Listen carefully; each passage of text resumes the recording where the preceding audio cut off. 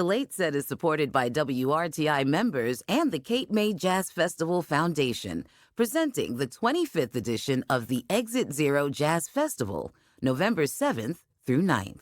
I myself had a great time at Exit Zero. Sand, water, amazing people, great energy, and music from some of jazz's best. I certainly can't wait to get back this November.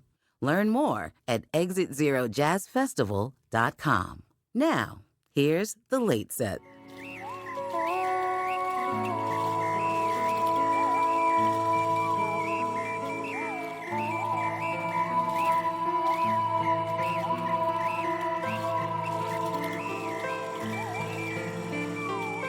Welcome to The Late Set from WRTI. I'm Josh Jackson. I'm Nate Chinen. And we are not in the Amazon right now, Nate. Could have fooled me. Well, you could have fooled me too, because you've got this lovely shirt on with the bird of paradise all over it. I had to come correct for the subject of today's episode. Yes, a little bit of Brazilian music. We're talking with a really wonderful young artist, Amaro Freitas. And I had an opportunity to hear this young man during his sound check. He was playing at this all-Brazilian event that was happening during the Winter Jazz Festival at Drum on the Lower East Side of Manhattan. And so I was just fascinated watching him for the entirety of his sound check. I mean, it was an entire show, and he was just a singular person doing all of these things and making all of these sounds. And I was really kind of curious, as to like some of the influences that he was drawing from. Really interesting young guy. Yeah. We'll talk about other festivals here as I think about my experience with him, because I did not see him at Winter Jazz Fest, but I did see a bit of last summer's Newport Jazz Festival set by Amaro Freitas, which was like a full band, like ecstatic, congregational type presentation. And then I saw him at the Big Ears Festival in Knoxville, and it was solo piano and completely different experience, but also just this radiant outpouring of music from the piano, and then sampled sounds and manipulated sounds, and really intoxicating. It's like this is a cliche, but Amaro Freitas truly does contain multitudes. He does. He grew up in an evangelical family, so he played a lot of church music. It's funny to hear you use the word congregational in that sense.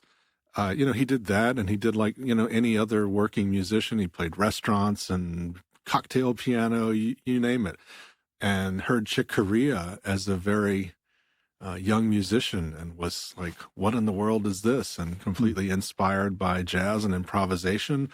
And then went to school, learned the technical and production aspects of music, and has really managed to find some methods of expressing himself in a lot of different spaces within music. Yeah.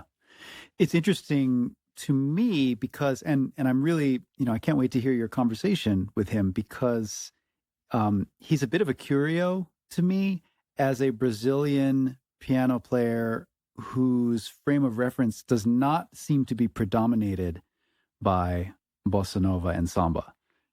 Maybe that's not the case. Maybe I'm just misreading it. But he seems like someone who has, he's certainly been informed by that, but he almost seems to have circumvented it in a certain way. Like he's doing these creative things that connect to the root system, and then he's doing, more abstract things and more sort of modern jazz things, but he doesn't strike me as a quote unquote Brazilian jazz pianist in the, conventional sense. True. He's from Recife in Pernambuco in the northeast of Brazil. It's an area that's frevo is a type of music that comes from that space. So he's accustomed to hearing a lot of other things. I mean, there is no sort of monolithic Brazilian music. Right. There are just many, many different streams of Brazilian music. So he's definitely tapping into some other areas beyond just what I think most Americans are familiar with in terms of the bossa nova, right? And maybe some aspects of baiano music or something like that. Mm-hmm. Yeah. Was there anything in your conversation that surprised you? Or should we let our listeners be surprised? I feel like we should let him be surprised. You All know, right. I mean, he talks about this recording. It's called Yeah, Yeah, All right. but it's Y', but it sounds like if an American would say Yeah, Yeah. Yeah, thank you for that pronouncer, because that's not how I was pronouncing it. Yeah, yeah. I was saying it more like that the Chinese film Yi Yi. It's but like yeah, yeah. Very cool record though. It is. Includes friend of the show Brandy Younger, as well as Shabaka, two prior late set guests. There's a kind of adjacency to the sort of gentle wellness. The yoga music, as I want to say. Yeah, sometimes. I mean the term that I use is soft radicals. Soft radicals. It's kind of like adjacent to that, but he is bringing such a deep connection to folkloric and ancestral, and then like non-civilizational sounds, Right. like wilderness sounds, nature sounds, but not in a like nature store kind of way, but in like the real authentic, like I am embedded in the jungle kind of way. As if you're one of the indigenous. Yeah, totally. Well, let's hear the conversation that Amaro Freitas and I had at the Winter Jazz Festival. We did this in his dressing room backstage at Drum. And this is Amaro Freitas on the Late Set. Hey, Late Set fans. Whether you're making plans or making dinner, treat yourself to music that brings you joy and inspiration. I'm Nicole Sweeney, your host for Evening Jazz, ready to set the table with music and memories that fill your heart and soul. Have a seat and let's listen together. Monday through Thursday at 6 p.m. at 90.1 FM and streaming at WRTI.org and on the WRTI app. Now, back to the podcast.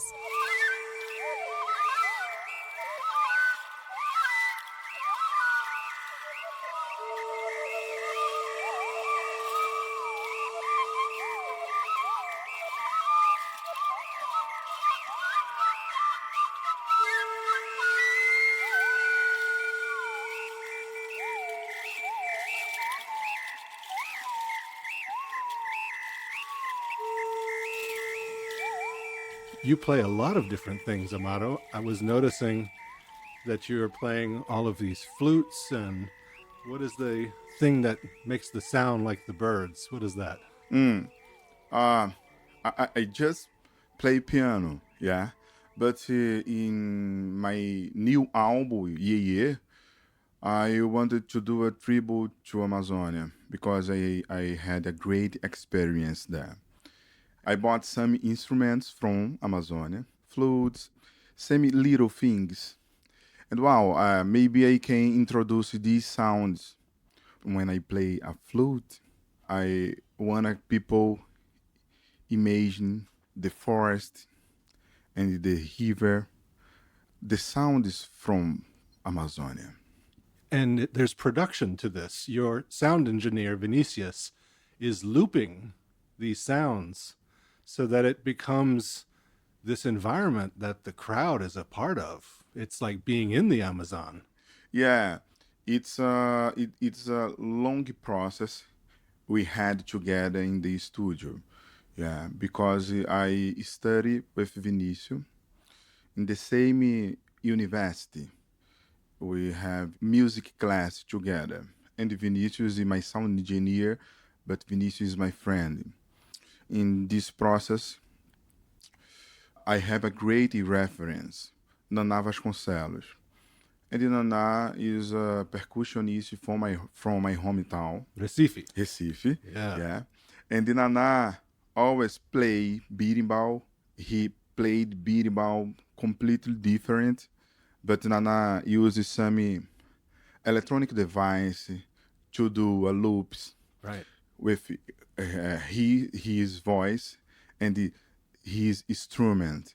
And in this sound, I do a tribute to legend, river's legend, forest legend, and Naná Vasconcelos. For me, Naná Vasconcelos is another legend. And Naná Vasconcelos have the great connection between my state, Pernambuco, and the Amazonia.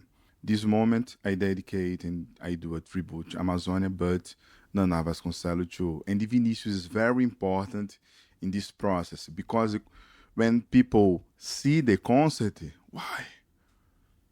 How do he doing that? Sure. And Nana was part of Codona with Don Cherry, and it was for me some of the earliest jazz and world music, kind of a combination. Don Cherry was very into the music of all over the world. So hearing him with Nana was very special, and hearing the berimbau for the very first time, I thought, what is that sound? Yeah, it's a beautiful and crazy sound. And sometimes I'd like to think the piano's string is my berimbau string. Yeah. When I put my hand for the first time in piano, it was 10 years ago.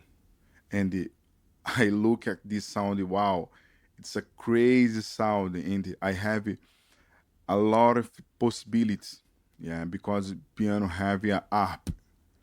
I started to study the keys, but the string too, and of course, Nana is a great reference, but John Cage too, because John Cage used a technical prepared piano. Right. Yeah. But John Cage used a different thing I like. Brazil is another country. Brazil is very humid. Brazil is very hot. There are a lot of dances. Maracatu, frevo, baião, caboclinho. And when I think in this piano preparado, I'd like to put the Brazilian identity in piano. I can hear it. I can actually, after watching you during the sound check at Drum today, you played solo, I felt like just for me, for an hour or more, I was watching you and I was watching your hands. And it's very interesting to me because you play like a drummer sometimes.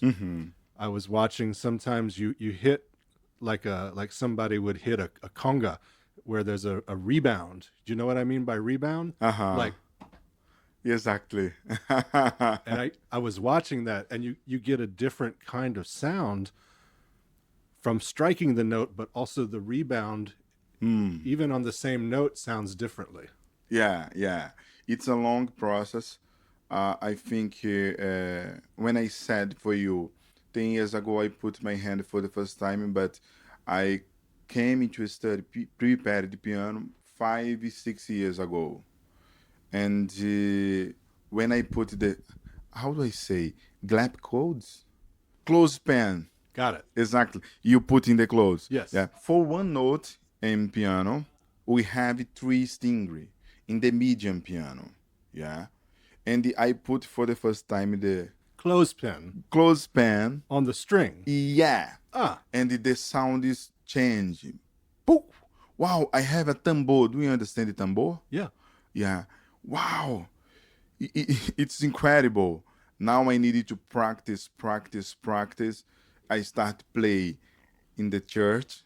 My father teach me keyboard, and I have Europeans melody reference my life. Sure. But in that moment, I was studying about Brazilian black people and the black reference, black music reference, and I'd like to put this because now I have different sounds from piano.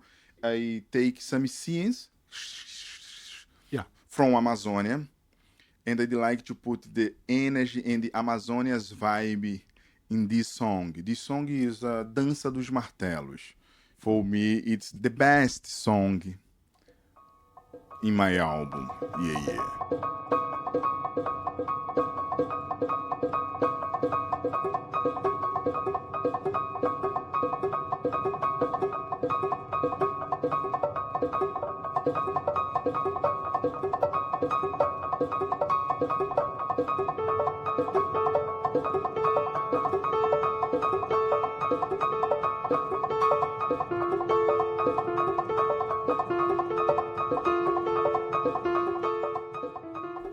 So many Americans, when they think of Brazilian music, they think of samba, they think of bossa nova, maybe tropicalia, but there's so much music in Brazil.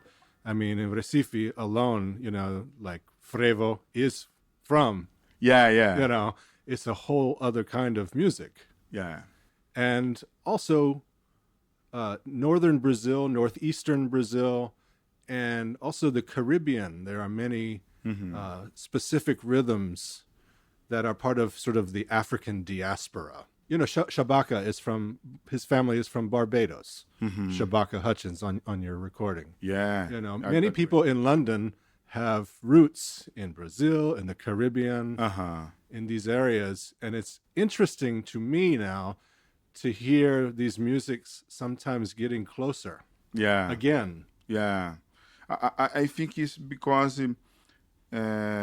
we are living in a special moment when the Black people and diaspora in the world are connected. Different musicians have different life, because my life in Recife is completely different the Shabaka's life in London. Sure. Yeah. And there is something, for example, education and the reference is completely different. The language is the different. Language, yeah. I mean, The temperature is different. Yeah. But when you play together, I think we don't play just me and just Sabaka. There is another ancestor in my body and in Shabaka's body, and our language is the song. And the most African connection for me is the region, because when you listen Shabaka play flute, Shabaka is like a percussion in flute. When you listen me play piano, sometimes I'm a percussion in piano. I see 8 keys, but I see 8 tambores. I can do different connection. When I record with Shabaka, Hamid Drake, and Daniel for the first time, we don't say anything.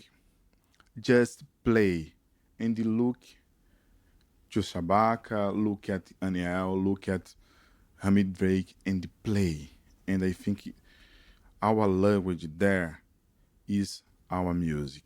And in Pernambuco, for example, there are frevo, maracatu, yes. baião, caboclinho, ciranda. Em Maranhão, bumba meu boi, tambor de crioula, semente. Na Bahia, axé. No norte do Brasil, a gente tem... we have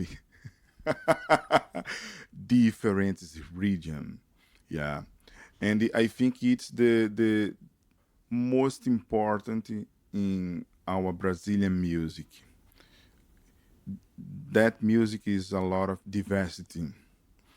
But there are a Brazilian music people outside Brazil know, and the Brazilian music people inside Brazil know. A lot of people in Brazil don't know my music. Yeah. Wow. Yeah. But a lot of people in Brazil know my music. Yeah. A lot of people buy tickets to watch my concert in Brazil. But it's different because Brazil is a big country, like United States. Right. Yeah. Everyone in the United States doesn't know jazz either. Yeah. So- Yeah. But it's different, and I need to practice more English to explain the situation for you correct. Yeah. But I think bossa nova is very famous outside Brazil. Sure. But in Brazil, a lot of people doesn't listen bossa nova.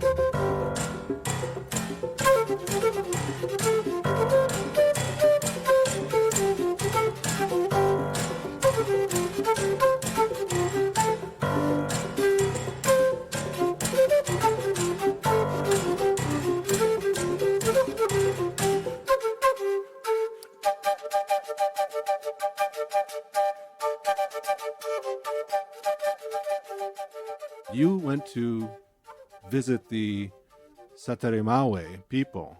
Yeah. Tell me about this experience. It must have been amazing. This is the indigenous people of the Amazon, maybe 14,000 people total. Yeah. Total. It's completely different. I think it's Amazon is another Brazil.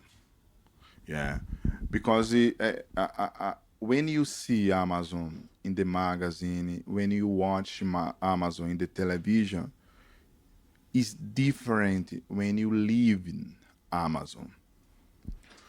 When I arrived there, I saw the biggest forest. It's incredible. Yeah, and there is very humid and very hot, and there are two important rivers, Rio Solimões and the Rio Negro, a black river and the brown river. Two rivers meet, but don't have mix. To create the Amazon. Yeah, That's where they come to create the Amazon. exactly. And you can see two colors, brown river and the black river, and they don't mix. It's Separated. separate. It's a great phenomenon in Amazonia. I saw floating houses. Okay. Exactly. I'm sorry. On the water. On the water. Yes. And the people know river and the best period to live in that moment, because that moment have more fish, the river is more relaxed. They follow But- the cycle of nature. Exactly. In the bad moment, we can change the house for another part of the river.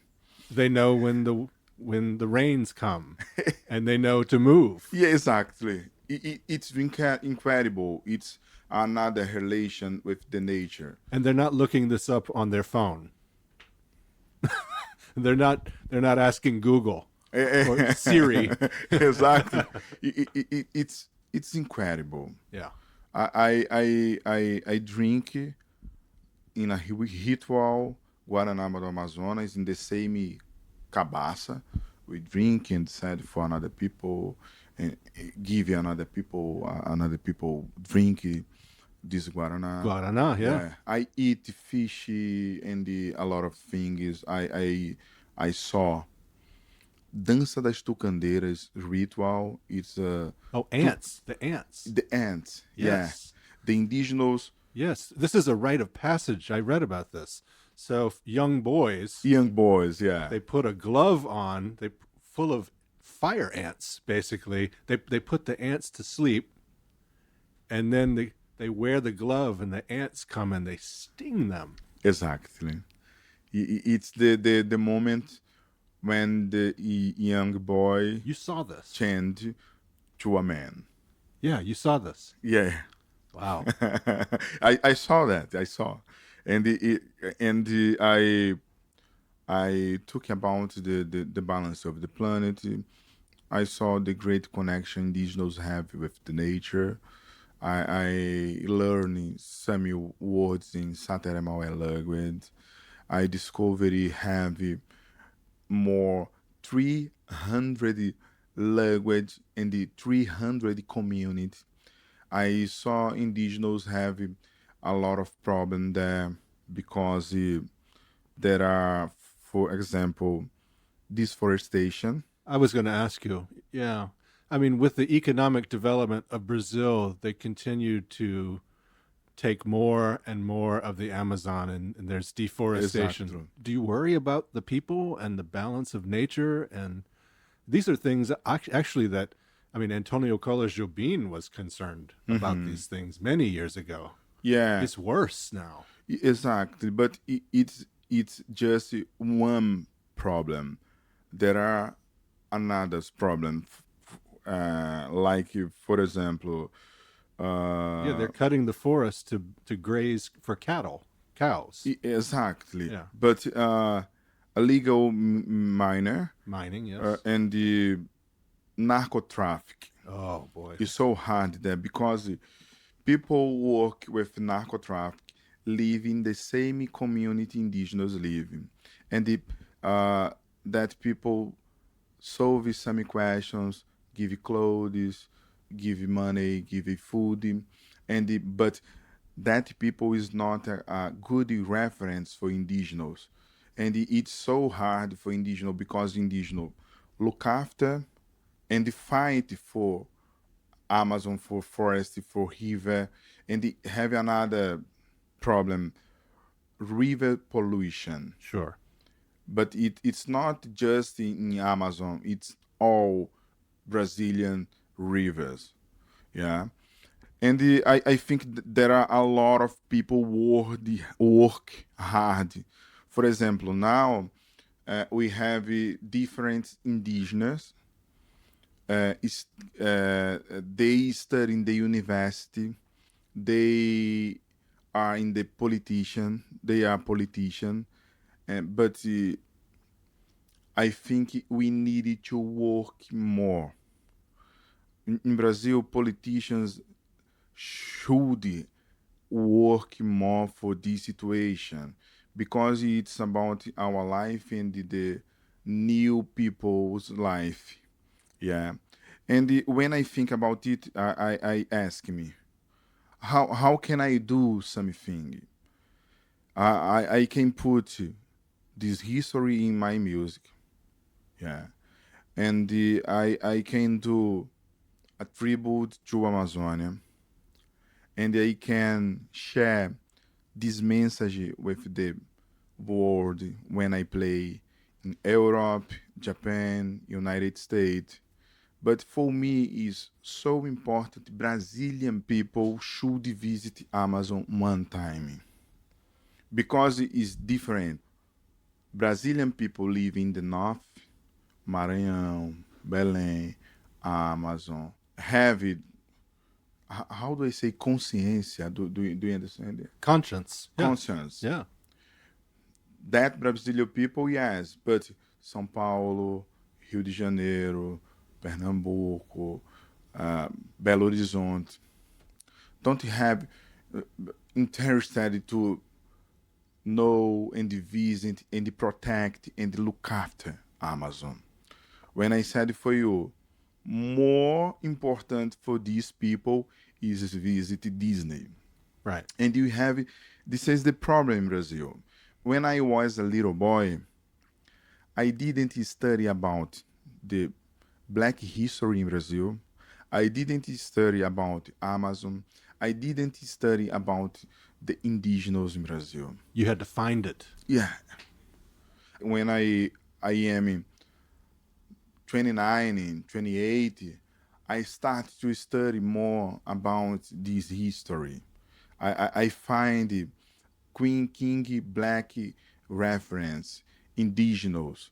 Yeah. When I visit Amazon, wow, I understand it completely different Brazil. And maybe most important now is, of course, we continuous fight for Amazonia and look after Amazonia, but change the way to education children, kids in the school. Make awareness. Of course. How important, if it was important, was Hermeto Pascoal's music? Because he taps into the same feeling. Of course. Hermeto Pascoal is very important to me and the other musician in Brazil. Hermeto Pascoal is our hero because Hermeto opened the door on the world. For a great surprise to me is play in different clubs, theaters, festival, and when I arrived in the backstage, in the green stage, I saw the Hermeto Pascoal. Wow. And some people said to me, Hermeto played here 20, 25 years ago. Wow. It's incredible because if I am here, it's because Hermeto Pascoal open and work hard before. Hermeto Pascoal created beautiful and unique music, unique Brazilian music. A universe. Universe. American musicians love Hermeto Pascoal. European musicians love Hermeto Pascoal. Japanese. Hermeto is kind of person that come 1,000 Years. years. every 1,000 years. Every 1,000 years, I Yes. think. Yeah. Yeah, Hermeto, I love Hermeto, and of course, Hermeto is a great and important reference in my life. I was thinking so because when I watched you for Soundcheck, you're creating, in the same way Hermeto did, a universe. You're playing as a solo artist. You're playing piano, you're vocalizing, you have some percussion instruments, you're preparing the piano, and you have Vinicius creating these loop structures to kind of build this oral environment. And it's the same thing that Hermeto did. Of course, it easy to me because in Brazil I have a great reference. Yeah, I create things, but I have a reference. Yeah, I have Hermeto, Egberto, Naná Vasconcelos, Moacir Santos. Right. It's a lot of Brazilian reference. Dom Romão. Dom Salvador. Dom Salvador, sure. Tânia Maria. Yeah, Tânia Maria. Azimuth. Yeah, Azimuth. Yeah. Oh, Marcos Valles. Valles. Yeah. O João Donato. Yeah. I think, Tenorio? sim, Marcos Tenorio. Of course, Yeah. I listen, but I love another Brazilian reference that people outside Brazil don't know about it. For example, Coco Raízes de Arco Verde, Lia de Itamaracá, Spock Frevo Orchestra. Do you know? I know. I saw them in Ouro Preto. Ouro Preto? Yeah, at the Festival Tudo Jazz. Okay. Yeah. You visit Brazil? I visit Brazil. My friend Ivan Montero asked me to visit in 2013. 2013. I went to Ouro Preto. I saw in the Praça Tiradentes, I saw Milton Nascimento with Wayne Shorter, Ron Carter, Robertinho. Robertinho Silva. Yeah. Wow, it's incredible. It's incredible. Amazing. Yeah, this is Brazil. But we need in Brazil put this sound in the school for the little girls, little boys listen this sound too, because more people in Brazil need access, and more people have no money. Yeah, need access. Yeah. Maybe like this, put this sound is talking about the Amazon, talking about the important responsibility we have with the Amazon, with our planet, with the rivers pollution. We can change a little bit Brazil. I hope that EA becomes the beginning of this dialogue so more people understand it. Amaro Freitas, thank you so much for your time. We have to make some space because Dom Salvador is here. Yeah. We need to finish. Yes. Thank you so much. Thank you so much.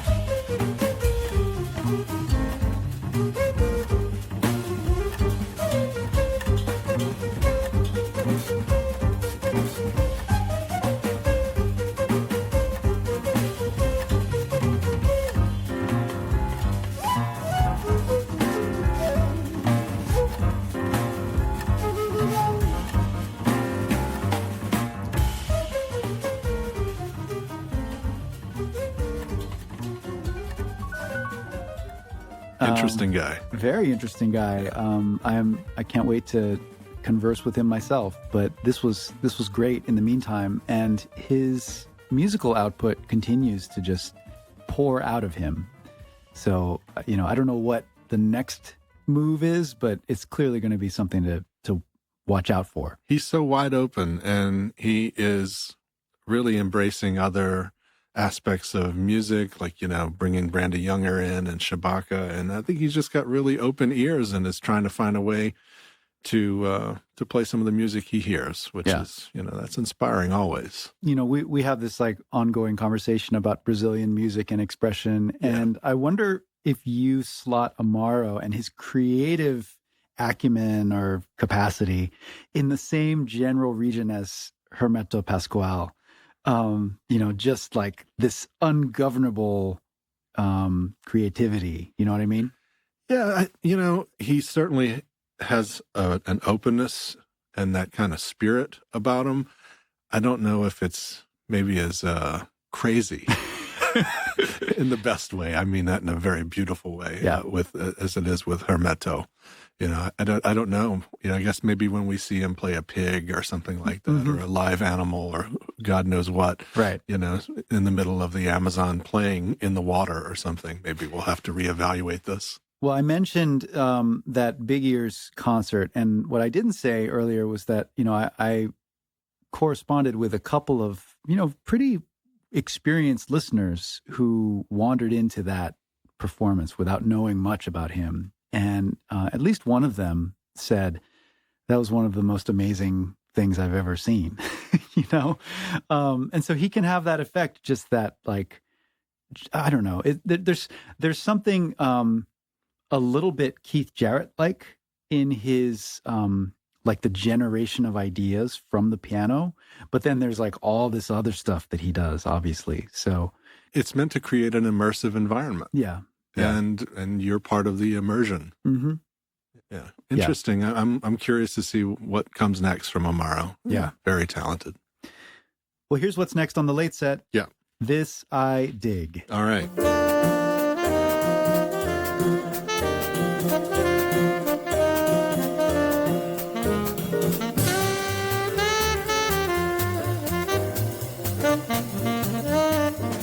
I'll start. And I'll keep it in Brazil. Okay. Do you know who Sarah Porpino is? I do not. Okay. This is among the random things that the algorithm feeds me, which I really hate most of the time. Somehow it fed me this stream of videos that are coming from this woman. Sarah Porpino is her name. And she is from Bahia, and she's a pandero player. And I'm already sort of in love with that because, I listen to a lot of tambourine from New Orleans, from drummers like Shannon Powell, etc. So she's just this incredible pandero player, which is the tambourine, for those of you who are unfamiliar with the pandero. She's got a couple different ones, but she's like a pixie spirit. And she has a very distinctive whistle that she starts every one of her videos in, and it's the sound of the passarim, the songbird. Oh, so she sounds like a bird at first, and then she starts playing the pandero and singing songs, and she knows just an innumerable amount of songs from Brazil that she is singing, and I'm fascinated by her. Her handle on Instagram is Passarinara, which is Pazsarinha. I think that's right. All right. Pasarinada.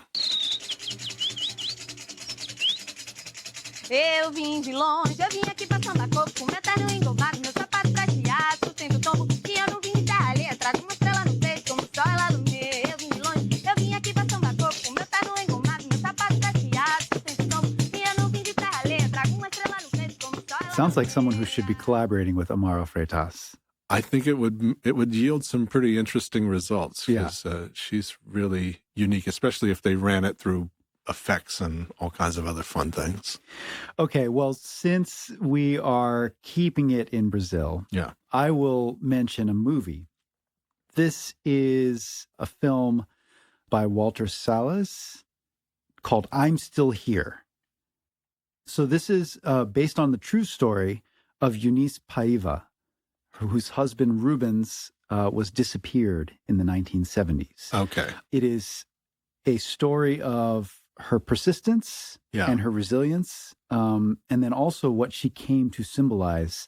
And this, by the way, the reason why I was asking, because it was similar to what I was going to say to you, is there's a story about this wonderful musician from Brazil, Tenorio Jr., where he was effectively disappeared in some ways. Okay. Yeah. So this film was the Oscar winner for Best International Film at the Academy Awards. And my understanding is that it is quite celebrated back home. It's the pride of Brazil, and it is a very deep and moving story. There's also some backstory involving the lead actress, who is the daughter of another legendary actress in Brazil. So I won't go further or deeper than that, just to say that this movie recently hit streaming services. And so it was a little difficult to see for a while. And I think now it's quite easy to see. So that will be my endorsement this week. All right. And also, if you can, check out Tenorio Jr. and read about his story, because it's very similar during the military junta or dictatorship. Mm-hmm. And he was a tremendously gifted musician, and he just disappeared one night. Yeah. After the gig. After the gig. Well, don't go anywhere after the gig. That's where the late set operates. That's right. We hope that you will stick with us for future installments. We've got some more good stuff coming up, including our next installment, which is a mid-year roundup.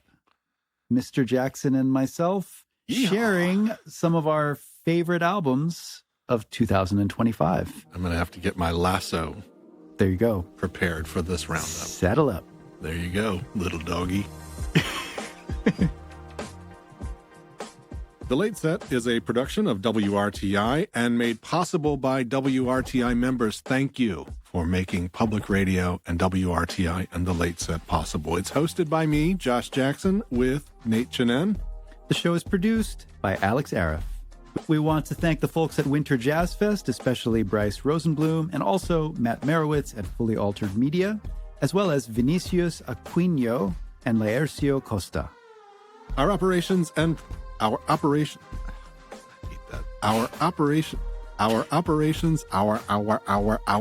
can just start with operation. Operations and production manager is Tyler McClure. Associate general manager for content and programming is some schlub named Josh Jackson. And Bill Johnson is WRTI's general manager. Stop by WRTI.org to see everything else we are cooking up here in Philadelphia and beyond. We'll see you soon.